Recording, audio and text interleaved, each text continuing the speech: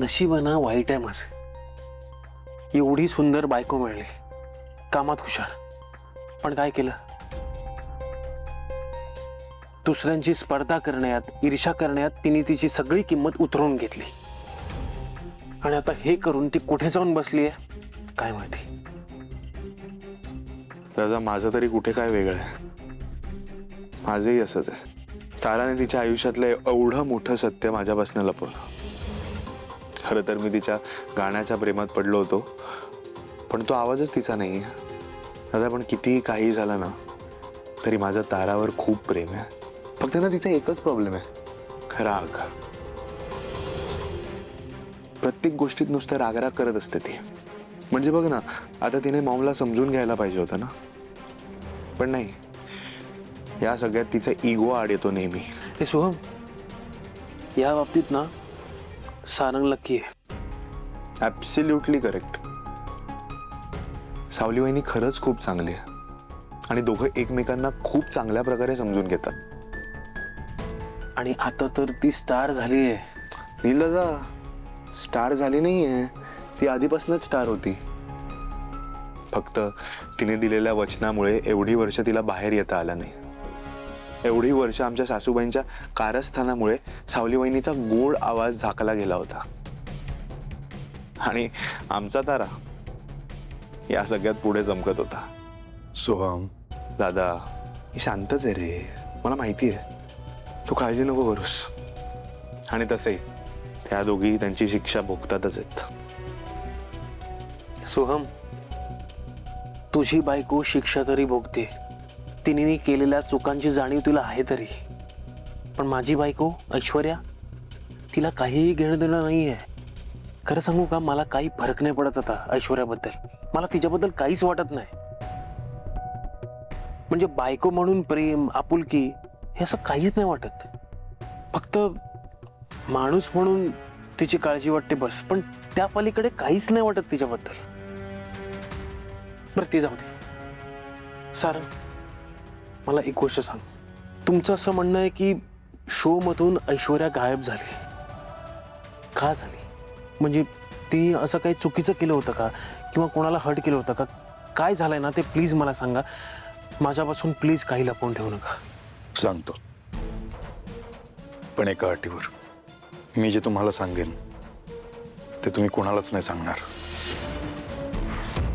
वेळ आलं की मी सगळ्यांना सांगेनच, पण त्याआधी तुम्ही कोणालाच काहीच सांगायचं नाही. ठीक आहे, प्रॉमिस. दादा मी पण कोणाला काही सांगणार नाही.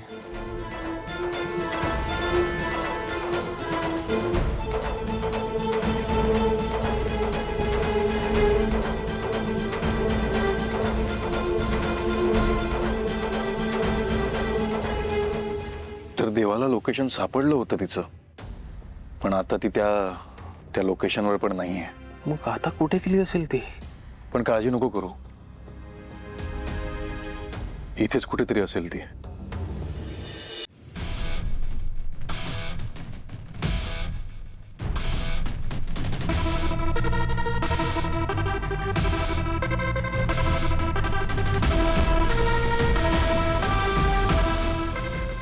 हो बाई, असं का करताय?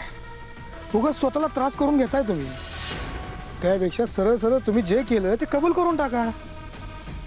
कबूल केल्यावर आम्ही लगेच सोडून देऊ तुम्हाला. तुम्हाला इथं असं ठेवल्यामुळं आमची पुढची कामं पेंडिंग राहिलेत हो. हा जो पार्टनर आहे ना माझा, खूप डेंजर माणूस आहे. टॉर्चर करेल तुम्हाला, हाल हाल करेल तुमचे.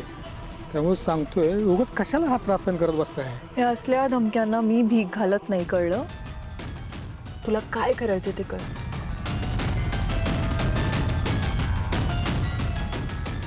अहो ताई, रागवू नका हो.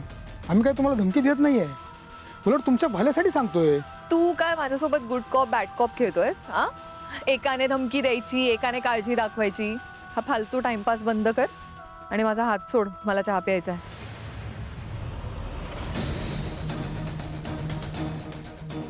ओ बाई, ग्लास जागेवर ठेवा. फुटला तर काच तुम्हालाच लागेल.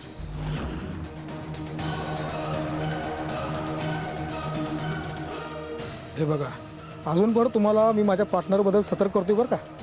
तो खूप डेंजर आहे. 3 मर्डर केलेत त्यानं. त्याला काही वाटत नाही त्याचं. हे बघा, तुम्ही जर कबुली नाही दिली तर तो तुम्हाला खूप त्रास दिले. आता तुमची इथून सुटका व्हायचा एकच मार्ग, ते तुमची कबुली. हे बघ, मी ना ह्या अशा धमक्यांना नाही भीक घालत, नाही घाबरत मी कोणाला. मला फक्त एवढं सांग की हे करण्यामागे कोणाचा हात आहे, कोणी घडून आणलंय हे नाव सांग. बस, खूप झालं तुमचं. हे शेवटची संधी देतो तुम्हाला. जीव गेला तरी मी कबुली देणार नाही, कळलं? अहो, एवढ्या टोकाचा नका विचार करू. तो तुमचा जीव नाही घेणार, तुमचा कबुली जबाब घेणार बघा. हां, पण त्याआधी मरणापेक्षा तुम्हाला भयानक त्रास भोगावा लागणार. तुम्ही त्याच्याकडे मरणाची भीक मागाल, पण तो भीक नाही घालणार अजिबात. शहाणे असाल तर आत्ताच त्या कॅमेऱ्यात बघून सगळं सांगून टाका. तुम्ही करत असाल तुमच्या बॉसची गुलामी, पण ही ऐश्वर्या मेहंदळे कधीच कोणाची गुलामी करणार नाही. कर तुला काय करायचं ते.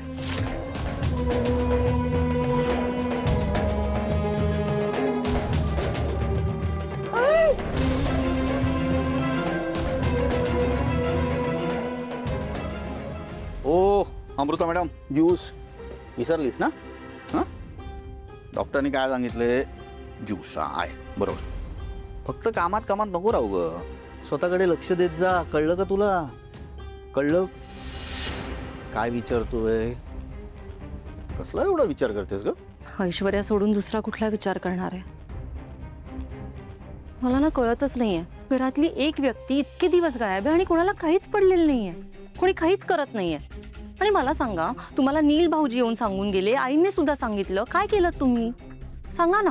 मला जेवढं शक्य आहे तेवढं केलं ना. मी तुला सांगितलं नाही का, फोन आला होता, तेवढं जमलं मला.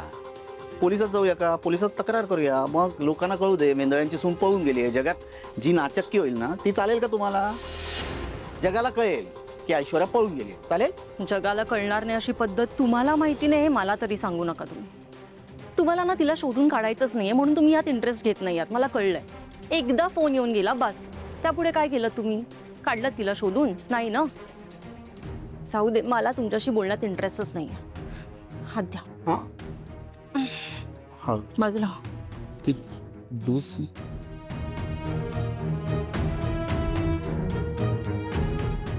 ए हॅलो, काय अपडेट काय आहेत?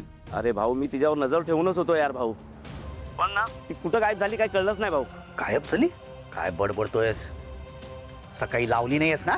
अरे भाऊ, मला वाटतं तिला संशय आलाय यार आपल्यावर, की आपण तिचा पाठलाग करतोय ते, म्हणून ती पळून गेली वाटतं. मग जा तिकडे, पुन्हा शोध. ती मला मिळाली पाहिजे, कळलं का?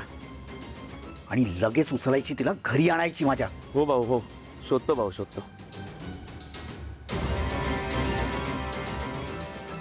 कुठे लपून बसलीस तू ऐश्वर्या? कुठल्या कोपऱ्यात लपून बसलीस? आणि का?